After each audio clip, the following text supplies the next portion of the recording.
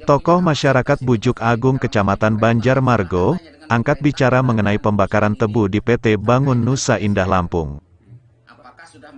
Menurutnya, keberadaan perusahaan ini, dari awal kemitraan dimulai sejak perkebunan kelapa hibrida, berganti perkebunan singkong, berganti lagi perkebunan sawit, sampai hari ini terakhir ganti perkebunan tebu. Rohadi mengatakan kepada media atas kehadiran PT Bangun Nusa Indah Lampung, masyarakat tidak pernah diuntungkan melainkan masyarakat selalu dirugikan. Diperparah jika musim kemarau, perusahaan ini jika sudah musim panen, semaunya sendiri mereka membakar tanpa berpikir tentang dampak lingkungan. Lantas keberadaan AMDAL dan lain sebagainya menjadi pertanyaan masyarakat. Sudah sejauh mana? Sudah adakah izin untuk tersebut? Akibat dari pembakaran itu, bukan hanya halaman rumah warga, bahkan sumur-sumur milik warga turut tercemari oleh adanya debu pembakaran tebu dari PT Bangun Nusa Indah Lampung. Rohadi berharap, untuk pembakaran tebu supaya ditiadakan cukup ditebang saja. Mengenai sanksi pembakaran, Rohadi selaku tokoh masyarakat berharap kepada pihak terkait untuk menerapkan sanksi pelanggaran jika masih diberlakukan. Diketahui dalam Undang-Undang Perkebunan, Nomor 18 Tahun 2004 pada Pasal 26 yang berbunyi, setiap orang yang dengan sengaja membuka atau mengolah lahan, dengan cara pembakaran yang berakibat terjadinya pencemaran dan kerusakan fungsi lingkungan hidup, sebagaimana dimaksud dalam Pasal 26, diancam dengan pidana penjara paling lama 10 tahun dan denda paling banyak 10 miliar. Terima kasih kawan-kawan. Jadi yang pertama, kalau bicara persoalan benil yang dikaitkan dengan keberadaan masyarakat, dengan tentunya ya kami semua sampai hari ini masih kecewa bicara benil. Karena apa? Kalau bicara benil ini sebenarnya panjang sejarahnya. Dari hadirnya benil di tengah-tengah kami pada waktu itu yang terkait dengan kemitraan, dari mulai kelapa hibrida, ganti lagi singkong, ganti lagi sawit, sampai hari ini terakhir ganti tebu. Kalau bicara diuntungkan, masyarakat itu tidak pernah merasa diuntungkan. Masyarakat sangat dirugikan. Kenapa sangat dirugikan? Secara umum, mungkin sebagian kecil mungkin ada lah.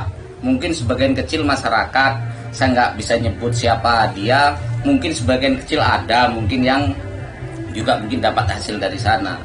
Tetapi kami secara umum bicara rugi-rugi, apalagi hari ini dengan hadirnya tanaman tebu ini. Kalau sudah musim kemarau, perusahaan ini kalau sudah musim tebang semuanya sendiri, mereka bakar-bakar, mereka nggak berpikir tentang dampak lingkungan. Nah, pertanyaan kita itu apakah AMDAL segala macam itu sudah selesai, mereka itu dibuat apa enggak, kita juga sampai hari ini nggak ngerti, kawan-kawan. Nah, kalau mau cek seperti itu bagaimana persisnya keberadaan benil tentang izin perizinan segala macam, silahkan tanya di pemerintah kabupaten. Dalam hal ini Dinas Lingkungan Hidup kalau bicara izin dan segala macamnya itu kan, kalau bicara AMDAL. Karena polusinya sangat merugikan masyarakat. Kalau sudah musim bakar-membakar ini bukan lagi halaman kami, bahkan sampai masuk ke dalam rumah, bahkan masuk ke dalam sumur. Sumur-sumur gali masyarakat ini pasti kena debunya. Saya katakan tadi di awal tadi, tapi kan nggak seberapa, cuman paling berapa gelintir manusia yang kerja di sana. Kemudian kalau bicara perusahaan, kan biasanya perusahaan di lingkungan bergandengan dengan masyarakat atau kampung itu kan pasti ada yang disebut apa bahasa, kalau bahasa pemerintahnya apa CSR atau apa, itu kan kita nggak ngerti. Kalau masyarakat kita ini paling setahun sekali, kalau lebaran ya, kalau lebaran kampung Bujuk Agung ini yang terdiri dari kurang lebih 1117 KK, paling dapat bingkisan ya, itu paling 150 sampai 200.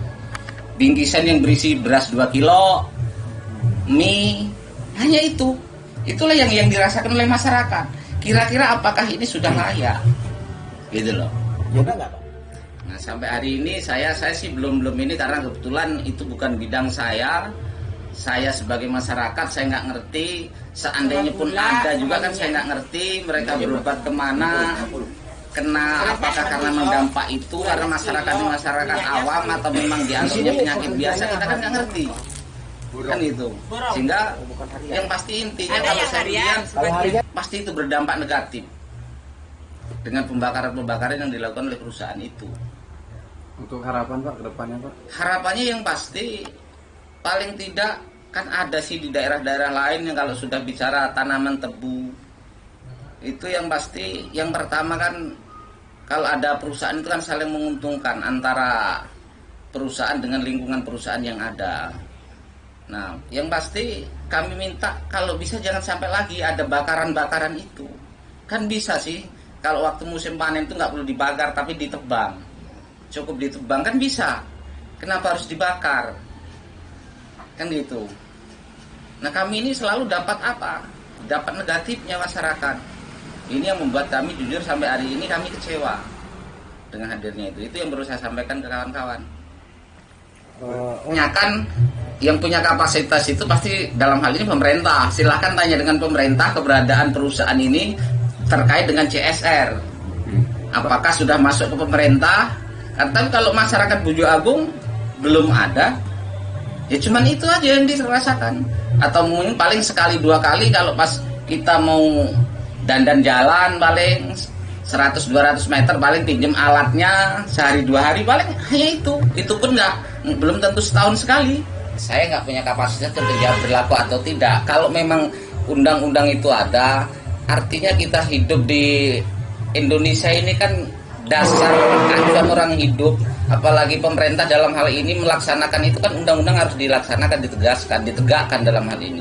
Oleh karena itu silakan kalau bicara sanksi, nah kawan-kawan sudah sampaikan pasal undang-undangnya, silakan tanya kepada pemerintah.